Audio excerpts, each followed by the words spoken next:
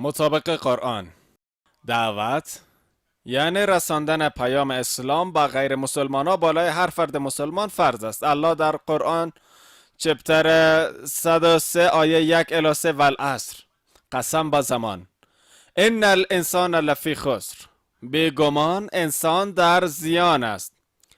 والعصر ان الانسان لفی خسر الا الذین آمنوا و عملوا الصالحات و تواصوا بالحق و تواصوا بالصبر، جز آنانی که ایمان آوردند و اعمال نیکو انجام میدهند و همدیگر را به حق توصیه کردند و یکدیگر را به صبر سفارش نمودند. مطابق سوره عصر حداقل 4 ویژگی برای رفتن انسان‌ها به بهشت است: ایمان، عمل صالح، کارهای نیک و تواصی بالحق یعنی دعوت کردن مردم به سوی حق و تواصی بالصبر یعنی دعوت مردم به صبر و بردباری. امام شافعی رحم الله گفته فقط سوره عصر اگر می بود باز هم برای راهنمایی انسان ها کافی بود. امام شافعی رحمت الله گفته فقط سوره عصر با 3 آیه خود اگر می بود باز هم برای راهنمایی انسان ها کافی بود. این سوره بسیار قوی است.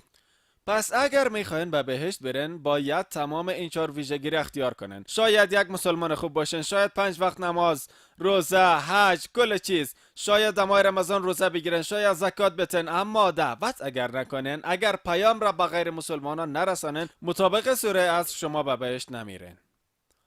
فقط دعوت کافی نیست، تمام این 4 ویژگی مهم است: ایمان، اعمال نیک، دعوت به سوی حق، دعوت مردم به سوی حقیقت و دعوت مردم به صبر و بردباری. مطابق سوره عصر اگر دعوت نکنن شما به بهشت نمیرن. اگر الله بخواد شما را ببخشه و شما را بدون دعوت به بهشت رابطه بازکار الله هست. به خاطر که الله در سوره نساء چپتر 4 آیه 48 و سوره نساء چپتر 4 آیه 116 میگه اگر الله بخواد شاید هر نوع گناه را ببخشه اما گناه شرک را هرگز نمیبخشه. بزرگترین گناه در اسلام برای هر انسان شرک ورزیدن می باشد. این وظیفه ما هست تا به برادر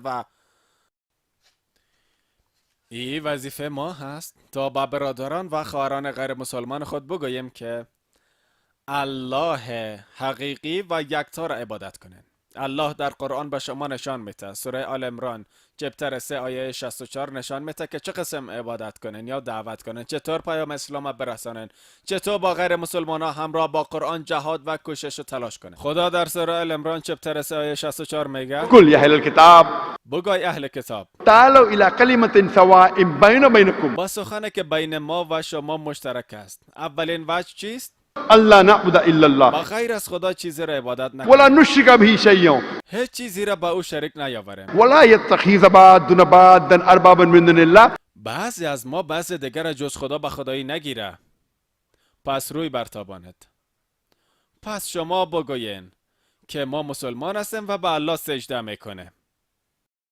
این آیه قرآن به شما نشان میده که دعوت نماین. بیاین به سخنی که بین ما و شما مشترک است. شما از این استراتژی برای متقابل شدن با رسانه‌ها استفاده کرده میتونن. وقت اونا میگن مسلمان ها تروریست هستن و اسلام دین تروریسم هست، یک مثال به شما میتونم.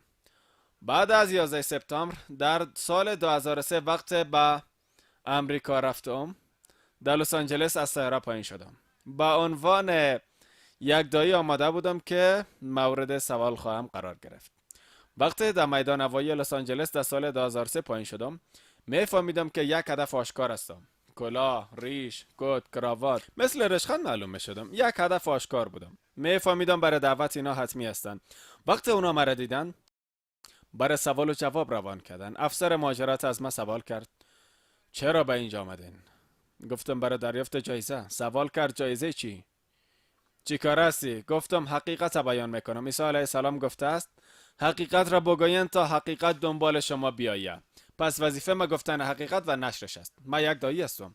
او از من سوال کرد آیا شما وهابی هستین؟ با او گفتم میفهمین وهاب یعنی چی؟ وهاب یکی از ویژگی الله سبحانه و تعالی در قرآن است. من عبدالوهاب هستم. من بنده الله هستم. نه خیر، شما شیعه هستن یا سنی؟ گفتم در قرآن شیعه و سنی نیست، من مسلمان هستم. الله در سوره انعام چپتر 6 آیه 185 و 159 میگه هر کسی که در اسلام گروه ایجاد کرد تو را با ایشان هیچ گونه سر و کار نیست. اسلام تشویق به ساختن گروه نمیکنه. تمام ائمه اطهار، امام ابو حنیفه، امام ابن حنبل، امام مالک، امام شافعی علمای بزرگ بودن. اونا برای هدایت ما بودن، به خاطر پراکنده ساختن مسلمانا نبودن.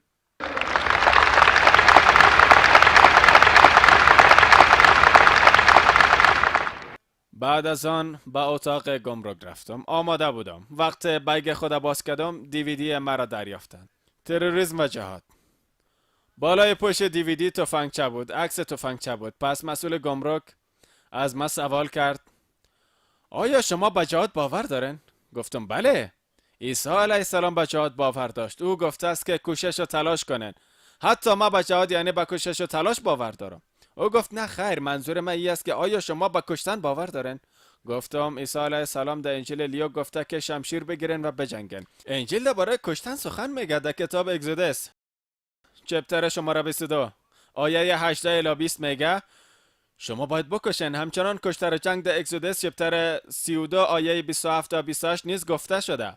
همچنان در کتاب اعداد چپتر شماره 31 آیه 1 الی 8 نیز گفته شده. در انجیل لیوک چپتر شماره 19 آیه 27 گفته شده. در انجیل لیوک چپتر شماره 22 آیه 36 عیسی علیه السلام همچنان میگه شمشیر بگیرن و بجنگن. افسر گمرک سوال کرد، گفت آقا یک سوال دیگه بپرسم. با میزبان خود که در بیرون منتظر بود زنگ زدم و گفتم نگران نباشن، من در اینجا در حال دعوت هستم. از متون خود اونا به خاطر شناخت اسلام دلیل آوردم. چندین بار همین کار انجام دادم، اما متاسفانه در سالهای اخیر به خاطر شهرت ما اونا نام مرا میفهمند. ذاکر نایک دایی. از قبل نام ما به بهترین شکل در کامپیوتر وجود داشت. پس فعلا فرصت دعوت ندارم. میفهمن که به خاطر تلویزیون پیس جهان غرب به خاطر ای که اسلام بسیار خوب تشریح میکنم اونا دوست ندارن و اگه ما ادامه بتیم باز اکثریت مردم از دوست داشتن اسلام منصرف میشن. به همین خاطر اونا نهایت کوشش میکنن تا ببینن که من قادر رساندن پیام خود نیستم. و دعوت بسیار آسان است. در هندوستان با هندوها من هیچ مشکل ندارم.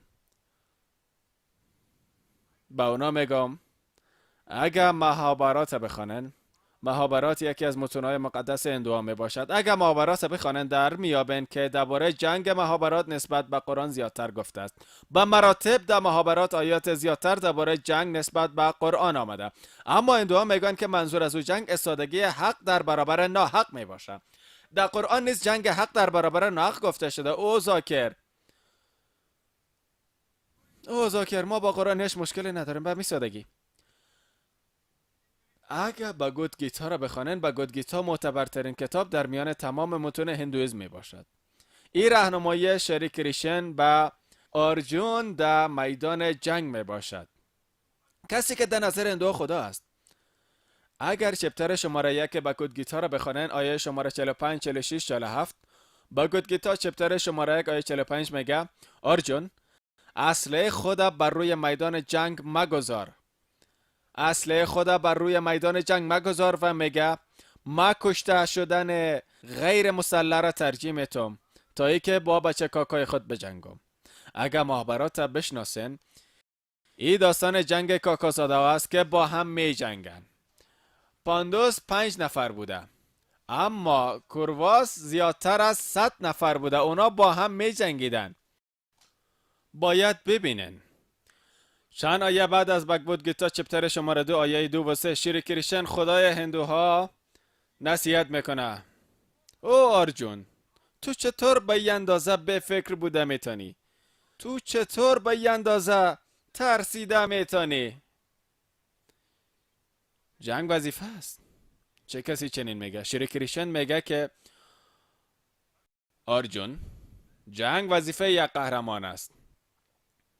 حالا ما اگر بگم که شری کریشن به آرجون گفته است که بچه کاکای خدا از بین ببر، باز گپ ما خارج از متن گفته میشه. شریک ریشن چه قسم گفته؟ به خاطر که حق بجنگن، حتی با بچه کاکای خود خواهان حق باشن. قسمی که قرآن در سوره نساء چپتر 4 آیه 135 میگه يا أيها الذين آمنوا ای مؤمنان بر انصاف استوار و برای خدا گواه باشن. اگر چی به ضرر خود شما یا پدر و مادر شما یا نزدیکان شما، اگر توانگر یا نادار باشن. اما ما اگر خارج از متن گپ بزنم اهریمنی است و اکثریت اساسات اسلام حدیث حضرت محمد صلی الله علیه و سلم دلیل میاره.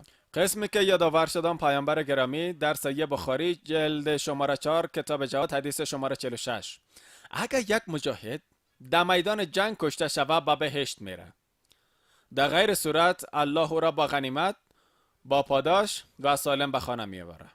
اگر با گودگیسا را بخوانن چپتر شماره 2 آیه 37 شریک ریشن با ارجون میگه: او ارجون، اشخاص مبارک کسانی هستند که فرصت جنگ به دست میارن و اگر در میدان جنگ بمیری باز به سرگ خواهی رفت، یعنی بهشت.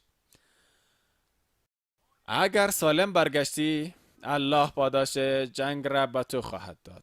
چیز در صحیح بخاری جلد شماره 4 کتاب جهاد حدیث شماره 46 تذکر داده شده که در بگوادگیتا چپتر 2 آیه شماره 37 آمده. وقتی که منتقدی چون آروین شوری قرآن را اشتباه میگه، از متون خود خبر نداره، به همین سادگی من هرگز با گفتن همراه هندوها مشکل ندارم. اکثریت هندوها وقت سخنرانی مرا گوش میکنن شاید یک تعداد محدود سیاستمداران فتنه انداز و مشکل تراش قبول نکنن. سیاستمداران سخنرانی مرا دوست ندارن به خاطر که اونا اتحاد هندو و مسلمان دوست ندارن و فتنه خلق میکنن، در حالی که ما با هندوها هیچ مشکلی ندارم.